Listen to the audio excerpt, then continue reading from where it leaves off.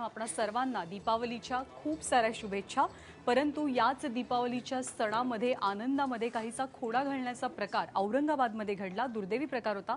फटाक्यांच्या मार्केटला मोठी आग लागली, ज्यामध्ये 142 दुकानं जळून खाक झाली आहेत आणि आता या जळीत कांडाला प्रशासनाचा हलगर्जीपणाच कारणीभूत असल्याची कबुली पालिका आयुक्त ओमप्रकाश बकोरिया यांनी दिलेली आहे। औरंगाबादमधल्या पत्रकार परिषदेत ते बोलत होते। औरंगाबादमधल्या फटाका बाजारात अग्निशमन यंत्रणा तैनात नव्हती आणि त्यामुळेच आगीवर तातडीनं नियंत्रण मिळवता आलं नसल्याची कबुली त्यांनी दिली आहे। दरम्यान बकोरियांच्या पत्रकार परिषदेआधी लोकप्रतिनिधी आणि प्रशासन या दोघांमध्ये चांगलीच बाचाबाची पाहायला मिळाली।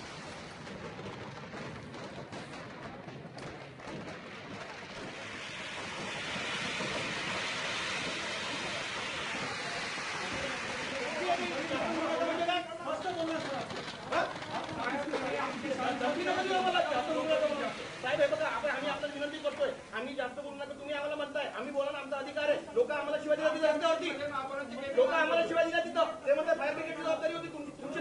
लोक आम्हाला महापालिका समजतात, मग आम्हाला शिवाय देतात लोक आम्हाला। तुम्ही कसं आम्हाला म्हणतात जास्त बोलू नका, तुम्ही कसं आमचा दावा दाबू शकता। आणि फटाका विक्रेत्यांनी फटाका बाजारासाठी खरतर पालिकेकडनं परवानगी घेतली होती आणि अशा वेळेला पालिकेनं फटाका बाजाराला सुरक्षा पुरवणंही गरजेचं होतं।